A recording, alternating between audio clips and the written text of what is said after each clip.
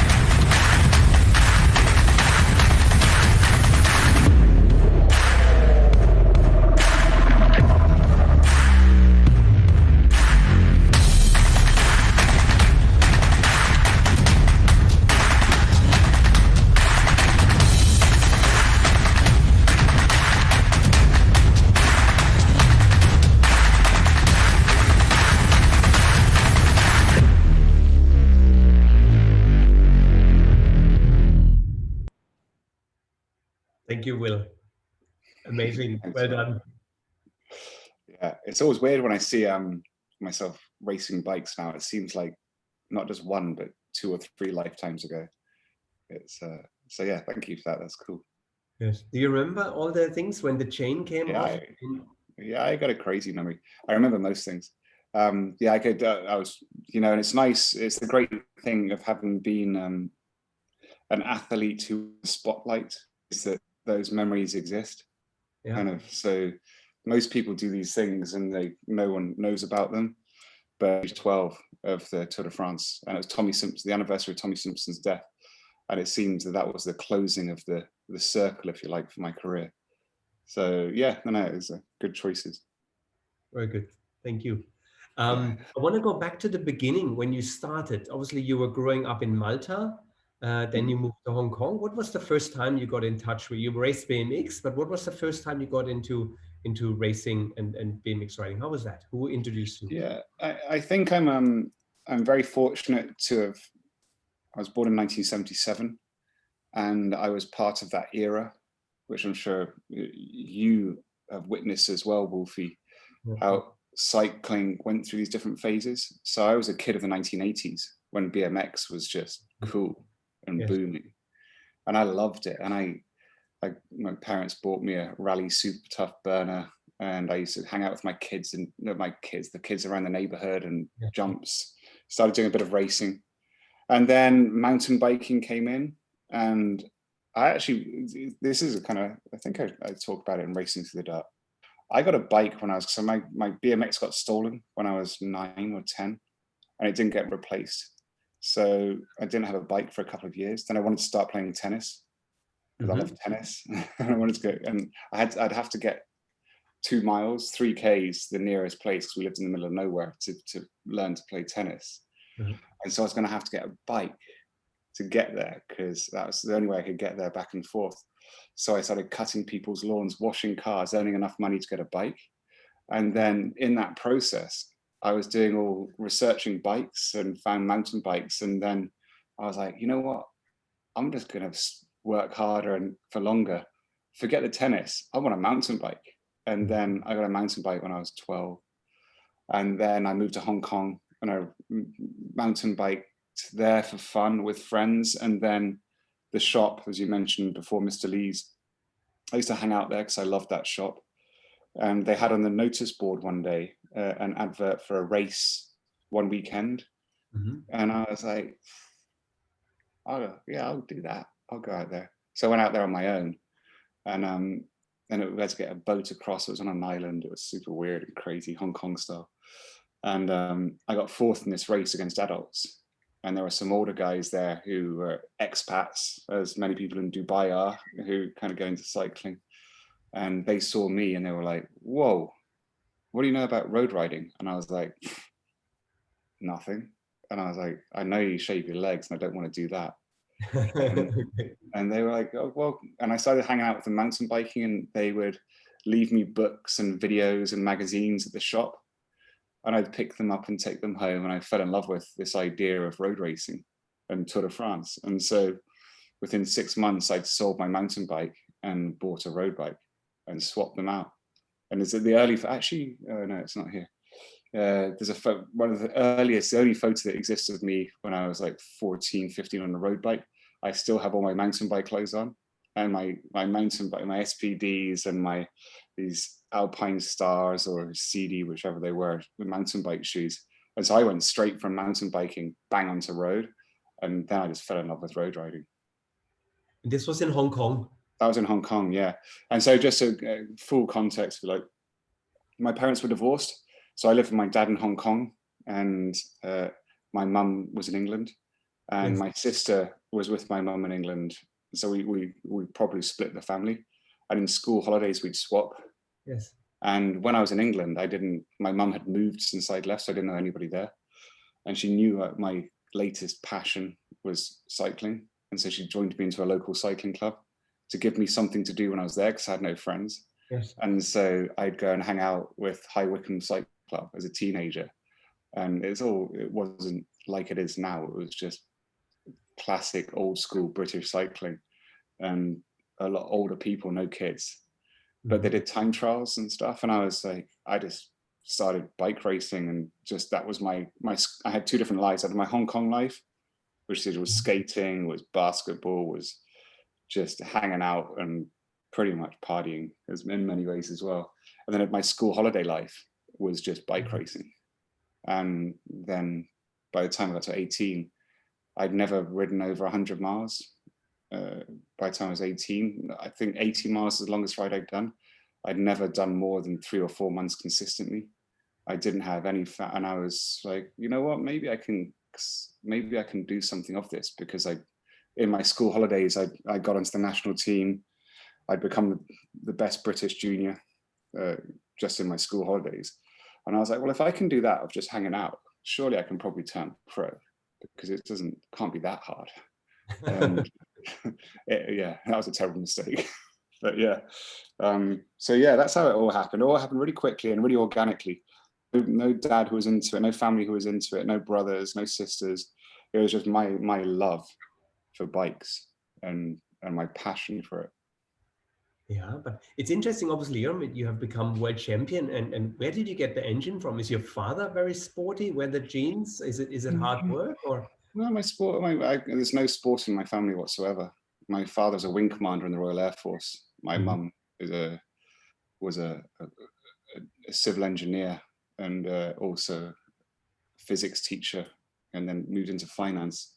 So I came from a very cerebral family, and I don't think either of them have ever touched threshold. It's like, so I was a complete anomaly, and I mean, I think we get very much stuck into that these days, where it's who your parents are, what your parents are, that dictates what you will become. Yeah. But often there are so many dormant genes, so many things that we don't know about and that could go back generations that just sit there waiting to be activated. So I'm guessing I sit in the dormant gene kind of part of the kind of that sort of cycle of life. Who was in your head when you were racing? Little David was racing against the adults. Is there any rider you were aiming and inspired by? Yeah, I had two heroes. This is 1992 was when I got my first road bike. So 92 to 95 was when I was still a kid and putting pictures on my wall. And that's Miguel Indurain, Maurizio Fondriest. And they were Miguel Indurain kind of captured my imagination. I thought, how can a champion that's so dominant be so gracious? I thought, God, it's such a, when we were part of we were getting to that place where champions had to be charismatic and loud and bold and in your face. And then Miguel Indurain just seemed kind and generous, and incredibly powerful. And I thought that's what sport should be. That's what a champion should be. And so Miguel Indurain captured my imagination. And then Maurizio Fondriest, I just thought he was so cool. It's like, so that was the first monument I ever saw, was Milan San Remo in '93, when I saw it in a video. And I was like, shit, this sport's crazy. It's like, that's a 300-kilometer race and it all happens in the last 10 Ks. And it was so, the racing becomes so violent in those last 10 Ks. And it's so dormant for the majority of the rest of the race. And I thought, well, that's such a cool contrast. You have the Grand Tours with people like Miguel Indurain, and then you have these monument races who are completely different beasts. And I thought and I just thought, this sport is really interesting. I want to do that. Very cool. Yeah, Fondriest, cool bikes as well. Very stylish person. Many years back, I saw some of his frames, how he painted them and so on. Yeah. Really something cool. And Indurain, obviously, I remember he was always smiling. He was riding up the hill and smiling, but that I think was his kind of pain face. He made people suffer, and he loved them.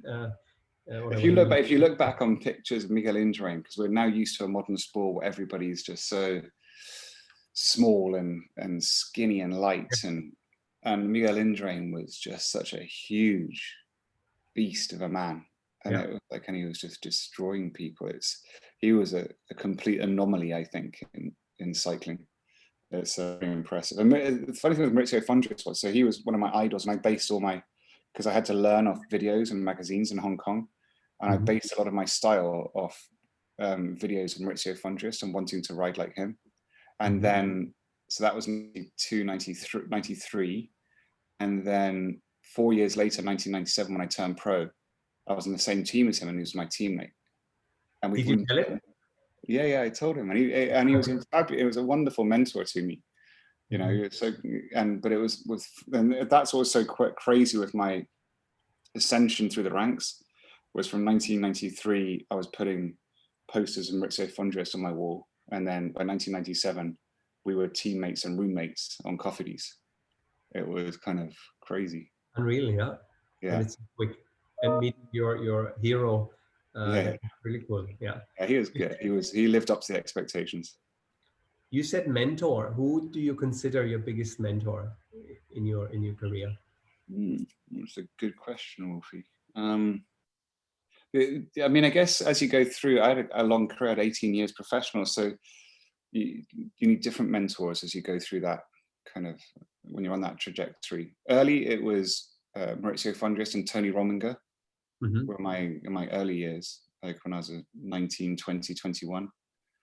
And then I guess the problem was I then started not to have mentors, because I started to get disillusioned with the sport and didn't respect the older generation because of what they were doing regards doping, etc.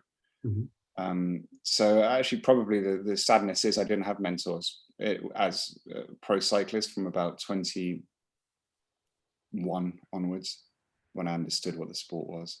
But my first were Maurizio Fondriest and Tony Rominger. They really looked after me. They were kind. Very cool. And then the story with Mark Cavendish, I thought, was quite cool. That he met you, and then years later he gave you a picture with the both of you in a frame. So how was this?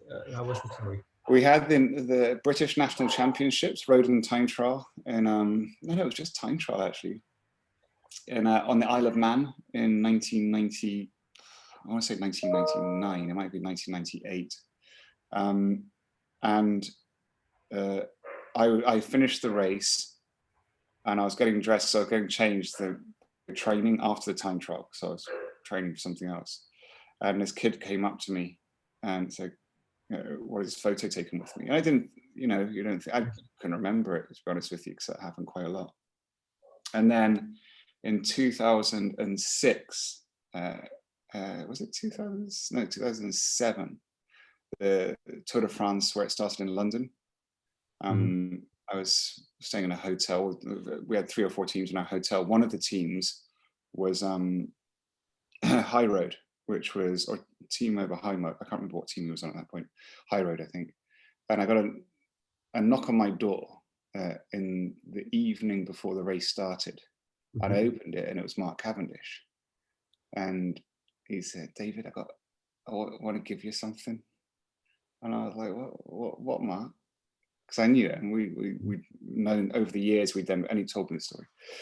And he gave me this framed picture of me and him together when he was like 13, 14. And he said, I just want you to have this because it means so much to me, because you were so kind to me. And he said, I'd never fucking do that. Because I just lost the time trial, and I was in a bit of a foul mood, but then I was really nice to him, and he said it all meant so much to me. And so I don't know where it is now. I put it in the book, but it's yeah, actually I must dig that out. Yeah, that's always been quite a weird one, when you see, I was the last of the old generation before all those people came on, and they started just winning everything. He did, and then I was his road captain for the 2011 World Championships. So we went from this little kid coming up asking for an autograph and a photograph in 1998, and then 13 years later I was his captain, for his road captain, for when he won the World Championships in Copenhagen. It gives me goosebumps now. It's a pretty amazing story. Yes, I think it's interesting how we sometimes meet and cross paths with people and have such an effect. And obviously you had, I'm sure, effect on a lot of riders and being a model for them, and then starting a career with like Mark and being just an inspiration. I think that's very nice if we can look back, and especially if you're reminded from him then so later. Fantastic. And it's always a sync. I didn't hear what you said about Mark. Oh, sorry. Yeah, no, I was just saying there's a I think a lot of what happens in life is synchronicity, is these paths crossing. And if you don't recognize them or appreciate them, then I think you're missing out on a lot of things, because that's where all the relationships and learning and memories come from. Yes, good. I want to go a bit back to the racing part, and you were obviously very, very strong in time trial. And if you take us back to the 2000 Tour de France, the first time you go to the Tour de France, it's the first stage is a time trial. What did you think that last minute before the start? How was that whole experience, Tour de France? I was super chill. I mean, I was obviously nervous for years before and in the months and weeks before. But when I got to the actual day, I was so quietly ready. I still remember, and it's actually one of my dear friends, Stuart O'Grady, Australian cyclist.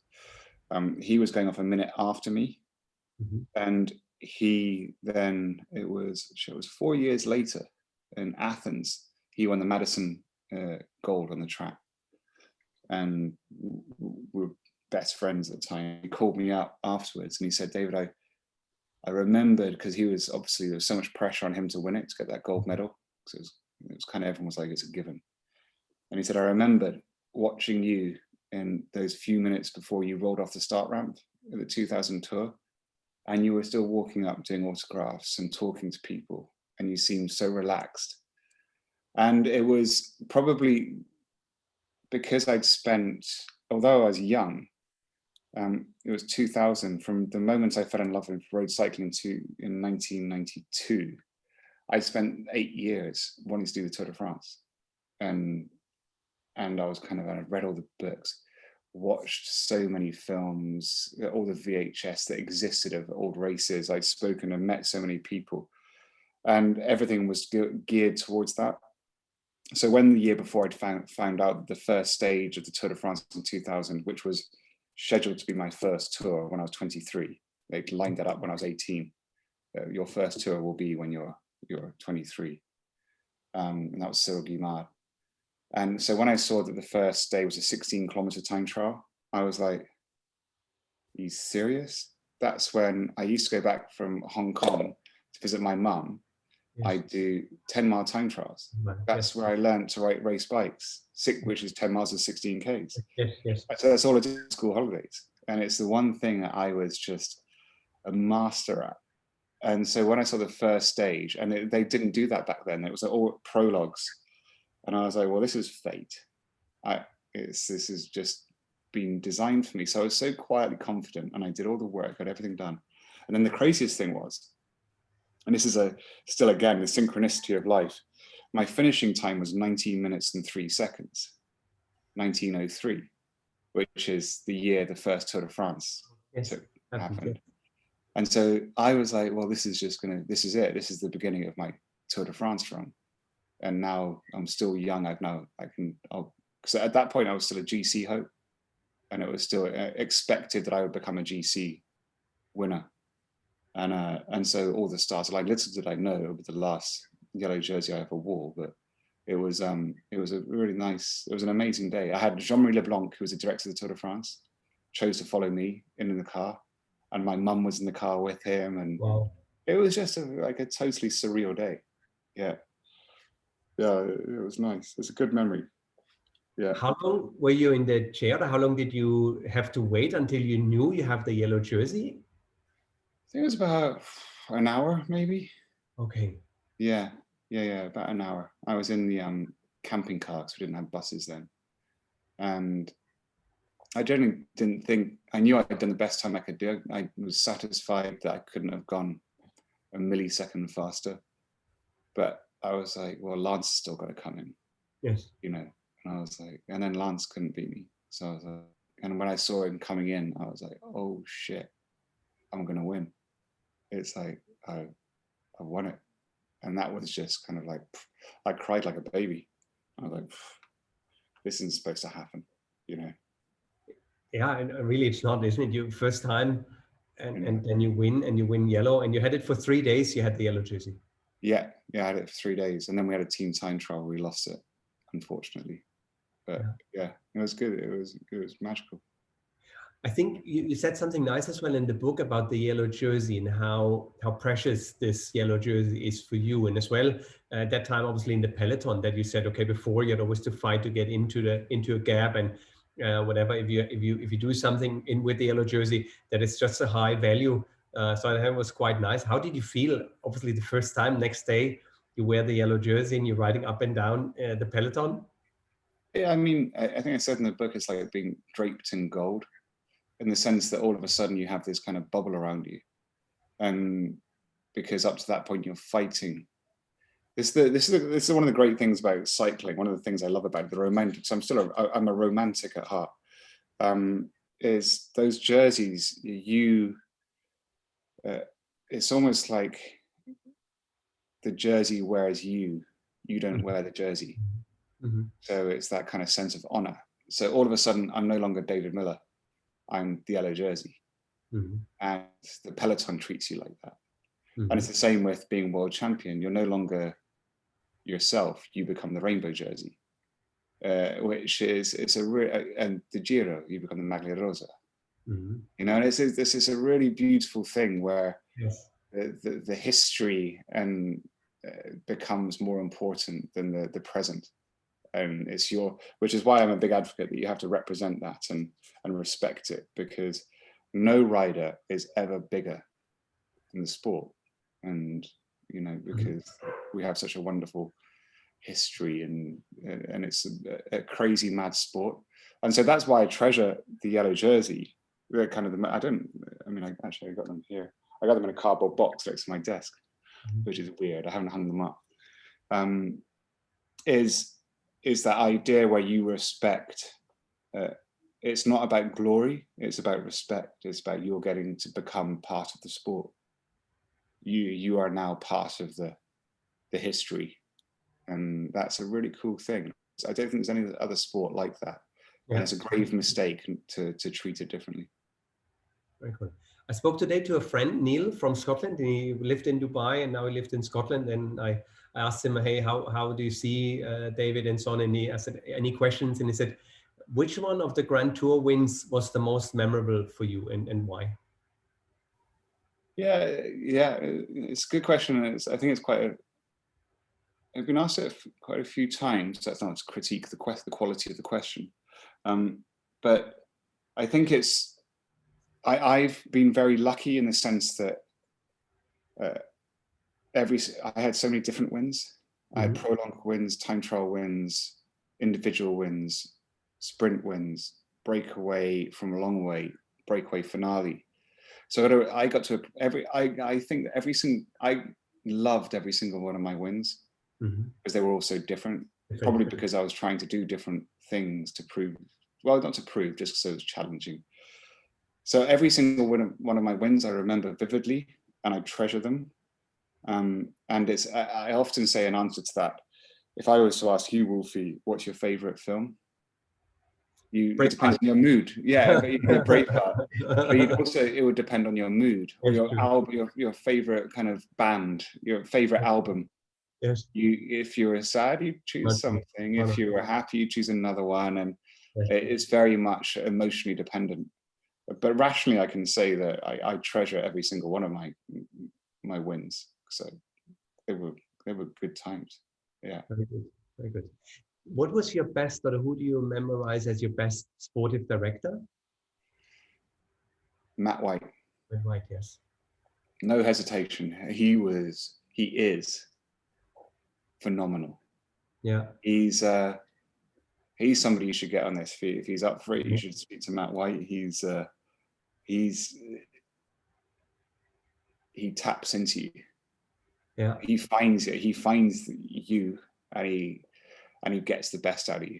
And he can do that to a whole team of people. You mentioned this in the book that you had a speech at the Giro Italia and you said that was the best speech ever. And I was wondering while I was listening to it, I said, okay, what did Matt White say? What do you remember things, or how did he do it? It gives me goosebumps now. You just mentioning that, I'm remembering. I can't remember, but it was the first time that and this was 2008 at the Giro d'Italia. We were in Sicily, and we were on Slipstream, which is a very small team at the time, continental team. We were very much a ragabond team on this mission to make cycling clean. And I'd convinced most people to come on board, riders, and convinced Matt White to be the direct sportive. And I knew he'd be good. I had no idea he'd be excellent. And that was a day we'd done all the training. We were kind of underdogs. And in the morning for the stage, we'd done our warm up, gone and checked out the course. And he took us back on the bus. And he said, right, guys. And he sat us all down. And then he just talked to all of us. But it felt like he was talking to each of us individually. And he just told us that we were going to do it, that this was possible. And we were silent. And you could feel all his emotion. And you honestly believed that we were going to do it because he absolutely believed we would do it. And we just all got off the bus and we were like, we're going to win, aren't we? And it was just insane. And that's what Matt White can do. He can convince you that white's black and black's white if you want to. And he does. Very good. Now I lost you again. No, now you're back. Okay, very good. No, fantastic. I have to see. I know him. We met last year at the Tour de France in Paris. And I have to ask, I think at the moment they're still busy, and I want to respect this well. Obviously, they have now lots on their hands. but maybe when there's a bit of a break, I will reach out to him and see if I can speak to him. About yourself, what changes when you put your racing helmet on? How much, obviously you're a very calm, collected person. How much of your personality is changing when you put the racing helmet on? I guess actually no, it doubles. I guess I was always calm racing. I didn't understand why people would shout. I guess that's why I was a good road captain towards the end of my career, and why I was good at winning different types of bike races, because I was always hyper rational when I raced. And I mean, I say that I'd also, if I was going to win, if I knew I could win, I'd be hyper rational.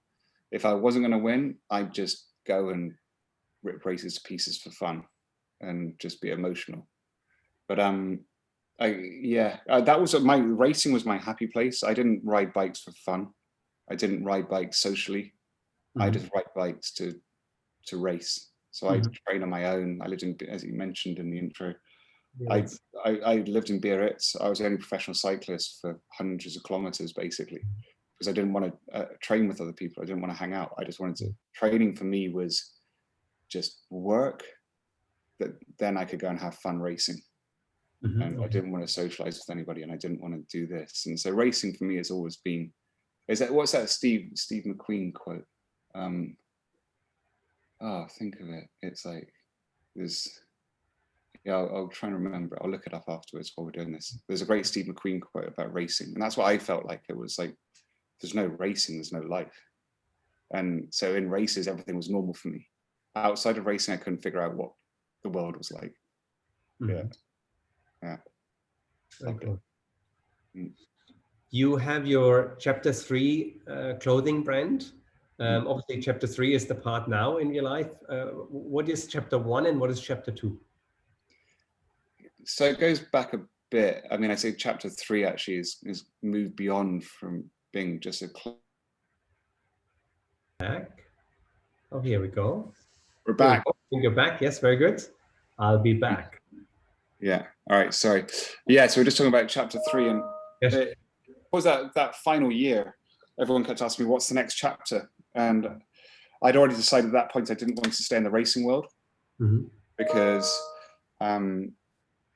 I figured I'd had the best job in the racing world, and I wanted to do something different, and I wanted to do something creative and commercial, and do something that had longevity rather than the classic like 2-3 years.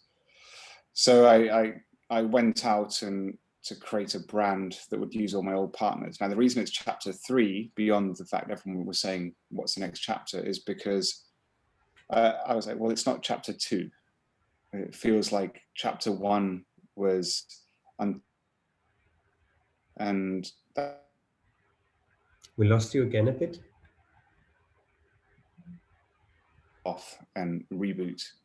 And that's where I had to reset and become something better and fix all the problems. And that was Chapter 2 until I finished racing.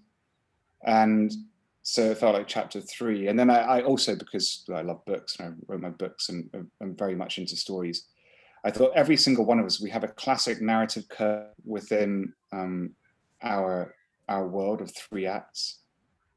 Now, pedantic people will say there are 5 acts as well, but 3 acts is the classic, where you have the rise, the fall, and then the resolution. And I want Chapter 3 to be the resolution, to be the kind of the conclusion to my life, to be something that's not, it's not a flip project.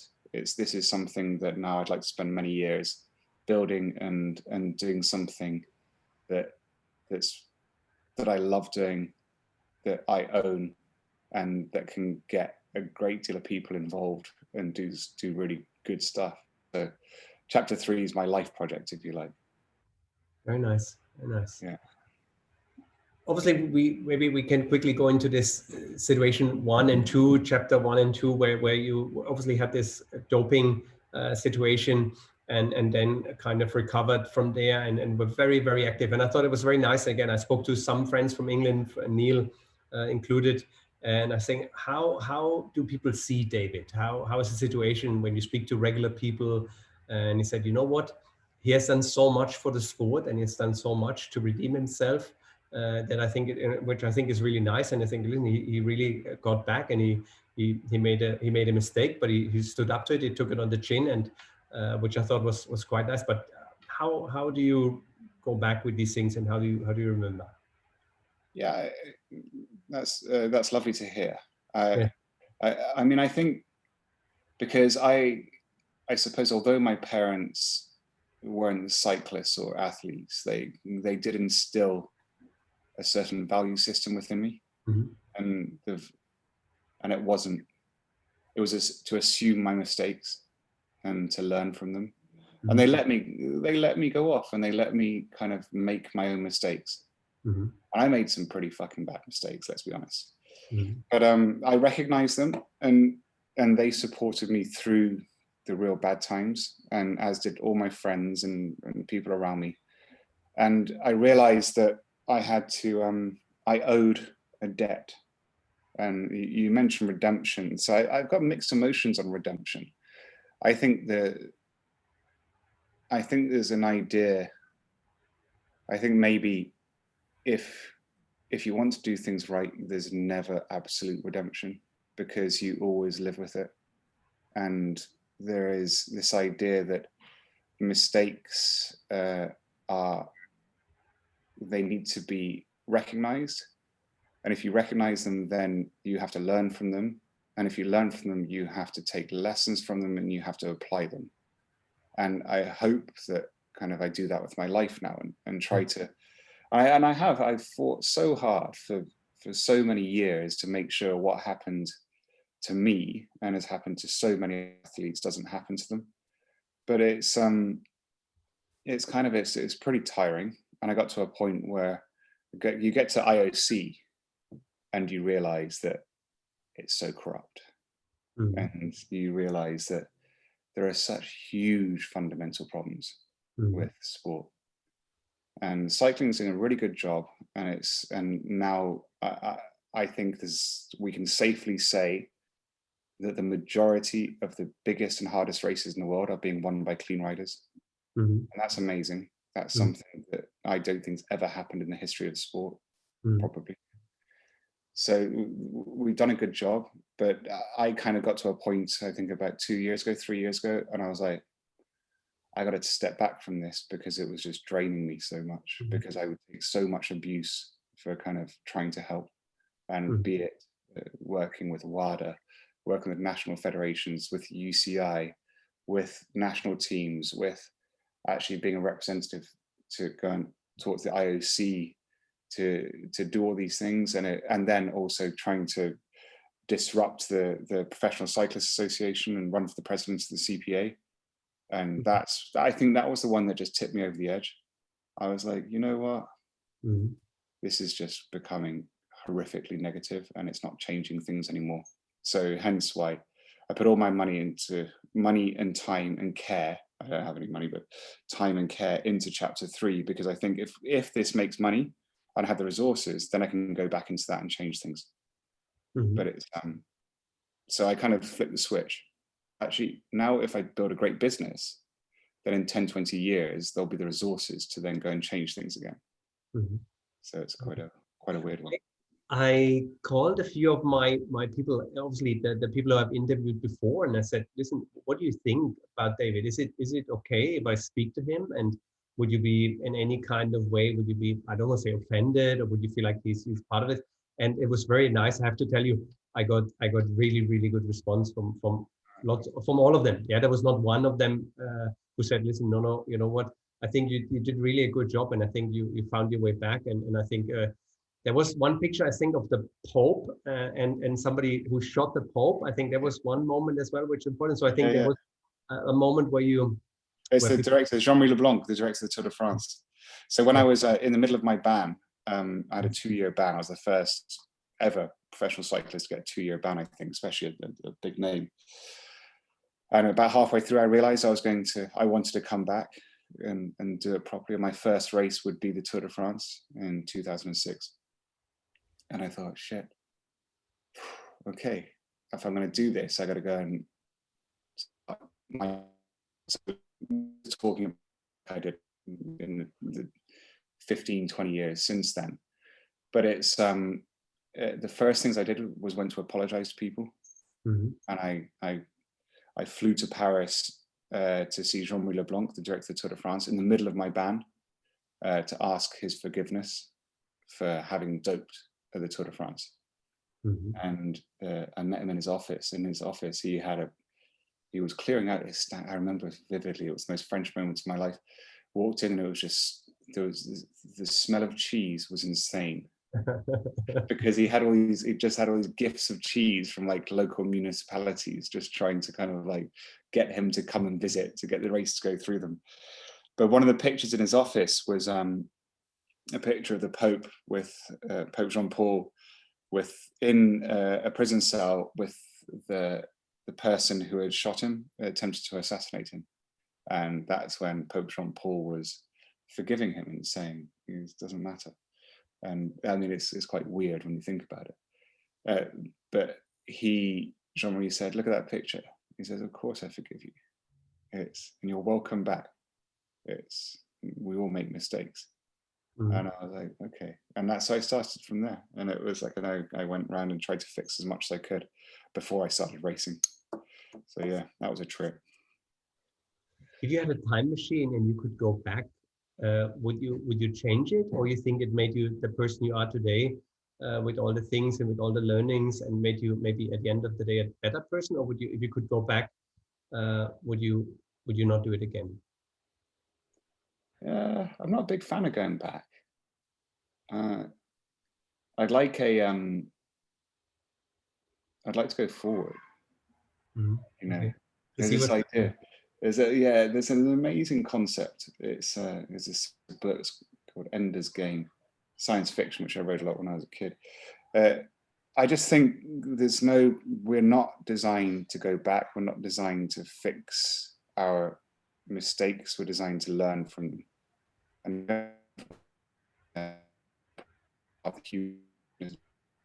that's the whole, to try and see what we can achieve, what we can accomplish, and what we can do.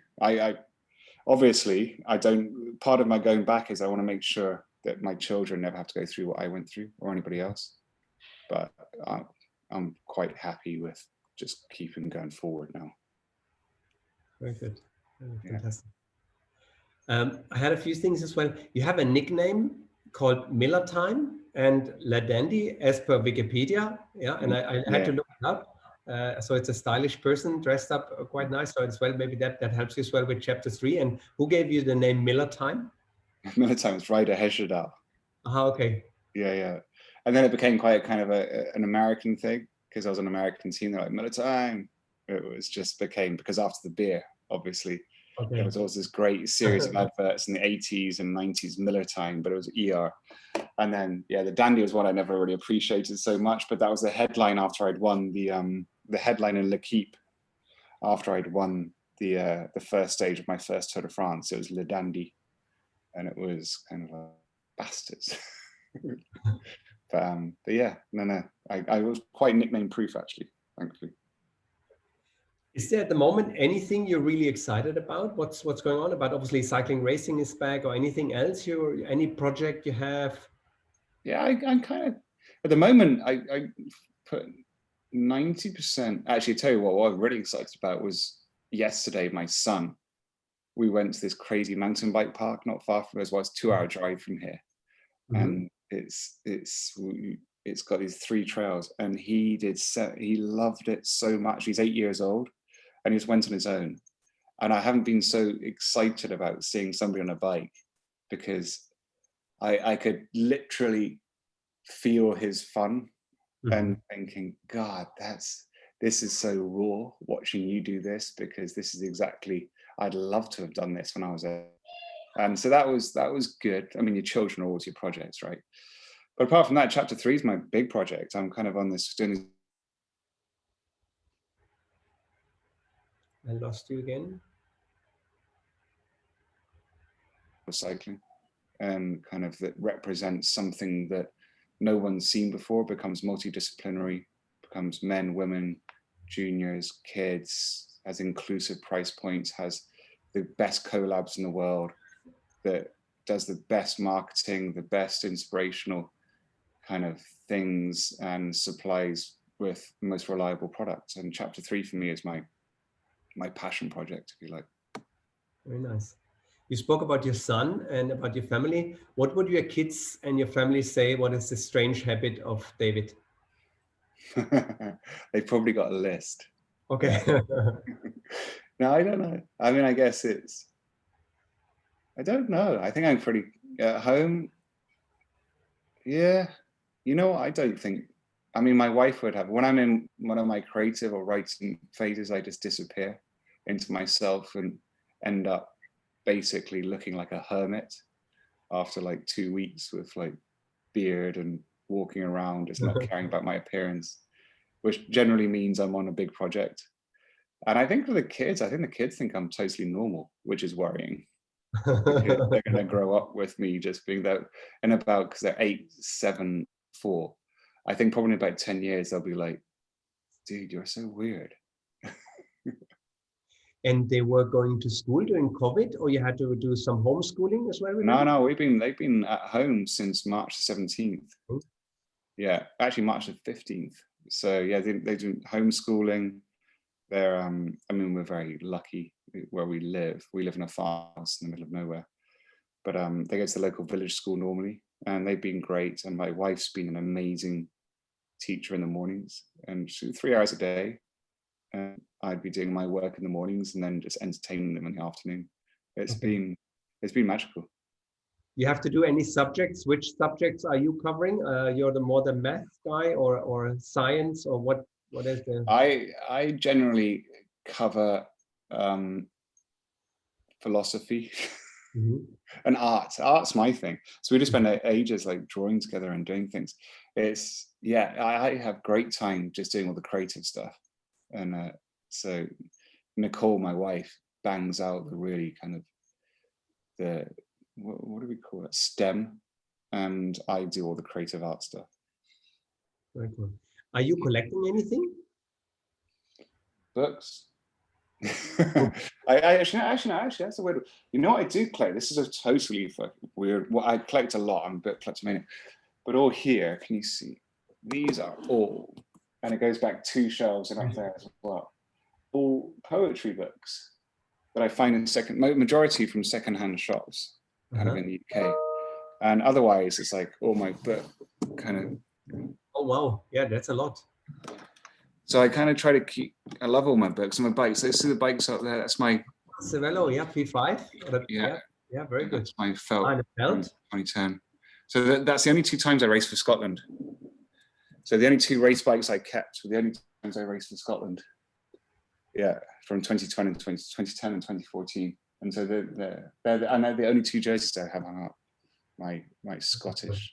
Yeah, nothing. This is I will never achieve this, but that would be something on my bucket list, is to win a race, obviously for the national squad, and then going on stage, and then they're playing, you're riding for your country, or you're playing a sports for your country, and then you come on stage, and then they play the national anthem. This must be an unbelievable moment. Yeah, it was for me, because in Delhi, so it was because I hadn't felt Scottish for many years, and then I kind of going there and then getting to hold the flag, and then the First Minister was there, and then the Scottish team being behind me, and it was just like, yeah, I am Scottish. And it was, so that's. Have we lost you again? Aha, we're back. You're back. You're back. You're very good. Very good. I didn't hear what you said about, you said a minister came and shook your hand. Yeah, the First Minister. So the First Minister, who's basically the Prime Minister of Scotland, was there at the finish because everyone knew I was going to win. And it was kind of, yeah, it was, and they put everything on huge because it was, and that was really nice, and it was amazing. And kind of those ones. Other than that, I'm quite, as a 43-year-old now and seeing all these things, I'm becoming aware that I need to put all my jerseys up and do something, because it becomes more distant, and it becomes, I feel more comfortable with it. Otherwise, these are the 2 things, the 4 things, the 2 bikes, 2 jerseys that I'm most proud of. that I'll put on display. Everything else, I'll probably need to be a bit older. Those in the wall. Is there a person you would like to change your life for one day, just to see how it is to live his life? Probably loads of people, I guess. Yeah. I mean, no. I mean, I'd like to, that's empathy, isn't it? I'd like to have the ability to be able to project myself into people and understand them, but still working on that one. And that's, I guess that's an aspiration for everybody. Good. Is there a non-negotiable rule you live your life by? Is there something you say, this is like a favorite quote or anything where you say, okay, this is something I remind myself every day, I want to do this? It's two things. Don't give up. Mm-hmm. Number one, and that's just don't give up. And actually, I had a club many years ago called Velo Club Rock Corba, which is this cult hidden secret club. It was really, the motto that comes Latin for as long as I breathe, I carry on. Mm-hmm. So I guess that's the motto I have. It's if you don't give up, you stand a chance of doing it. You can't be beaten. You can't be beaten. And that goes with every single thing you do. Don't give up. And yeah, so that's my motto, don't give up. Yeah. Obviously, I said before, you're a very stylish cyclist, and I think there's a few rules, and I just want to see you have any tips for people obviously wearing the glasses over the helmet straps, and if you have long socks, the line on the socks and the back has to be straight. Any other tips you have to follow as a road cyclist to look stylish? I'm getting, I think dress for the occasion. Okay. I think that's where like a Dubai Roadsters ride, then have the Dubai Roadsters kit, Yeah. If you're going on a Wolfi's ride, wear the Wolfi's kit. If you're going out on your own, wear what you want. And if you're going to go gravel, wear this. If you're going to wear, and if you're going to go mountain biking, then do this. Don't wear road stuff for mountain biking. Don't do this and it's every single thing has its purpose, and you don't find it at once. So don't be put off by feeling uncomfortable, because you'll learn. But and it's a great quote from Sir Paul Smith. He says, "I don't do fashion, I do individuality." Very nice. And cycling is individuality. So find your individuality and don't be scared. Yeah. But occasionally it's important to be part of a tribe. So you see what I mean? This is the complexity of the rules of cycling. Very good. I have a few short questions for you, just as well to round this up. Socks, you wear long socks or short socks? Long socks. Okay. If you were racing, you used a power meter or you were going by feel? Feel. Shaving your legs, yes or no? No longer. Race. I mean, I think it looks better, but I'm just lazy. If you go to a karaoke bar, which song would you sing? I don't sing at karaoke bars. Okay. If your life is a music album, to describe your life, what would it be? Sgt. Pepper's Lonely Heart Club. Nice. And if you go for holidays, is it mountains or the beach? Neither, oddly. I'm not a fan of either. I have a phobia to sand, and I get claustrophobic in mountains. So I kind of just in between's just right for me. Very good. And if you like rather to get dressed up in a suit or the jeans? A suit every day. Yeah. Suit. Yeah, I love wearing a suit. Very good. Yeah. And my last question is, if you could spend a day with one person, dead or alive, is there anyone you would love to meet? And we're removing just for security, we're removing the people I already spend days with, okay? Yes, yes. Good.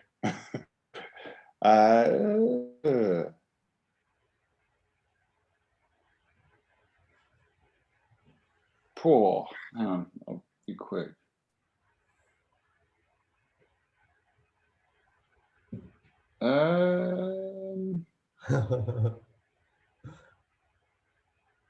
Alexander the Great. Okay, that's a long time back, so the time machine has to go back. Let's go back. Yeah, we don't know anywhere in the future yet. Just to see what that was. What was going in his head when he was trying to conquer the world? Yeah, it was just just because I've read all the books, and you think, well, because he was educated by Plato. Mm-hmm. Okay. And you think there's something, and you think none of this can be quite true. So it's that kind of thing, because was where that's the beginning of the dominoes of our society. I say this sometimes with the teams that, listen, how can it be possible that somebody like 2,500 years ago invented something like Pythagoras or something? They had no computer, they had no iPhone, no nothing, and they just sit there in the grass and develop these. I'm a moron. Wolfi, I should just say Jesus Christ. Yeah. It'd be amazing to meet Jesus. Yeah.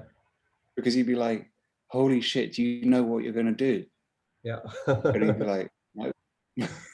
That actually, yeah, I erase Alexander the Great. I'd like to kind of see what our society and what our culture has been based upon, and if it has any correlation between what he was trying to change. Okay, cool. Yeah, very good. And I'm not a religious person, but I'm a great admirer of the concept of religion. Yeah. Very good. David, I want to be respectful of your time, because obviously you were busy coming from the studio, and I'm looking forward obviously to hear more from you in ITV and Eurosport and everything. And I really thank you for your time, and I'm looking even more forward to see you back in Dubai. And I think we have to spend a couple of evenings, because man, I have a long list of questions, and I had to cut. I had to cut a few because of the time, but I have a lot more questions for you when you come. So Fine. It was really great to speak to you, and I think you're a great person, and I think you did a lot for the sport. And I'm looking forward again that we go ride our bikes together in Dubai. And thank you very much. And it was a great talk. Thank you. Thank you, Wolfi. What we should do a kind of a live on stage one. I can also question you. So I think your story is brilliant as well. So I'd love to kind of do we can do what do they call that? A fireside chat. Yes, no, very good. That would be nice. And when we have these two movies, maybe we make a movie, we show the movie time trial, and then we do this. Yes, we should this. One's traveling, and once COVID is giving us free again, and we can travel as we like. We can do. Have you ever done triathlon? No, I haven't. I mean, no. I it's quite one of my friends. Now I lost you. I can't hear you. The last thing you said, I couldn't hear. Our friends are denos. Sorry. Coming back again.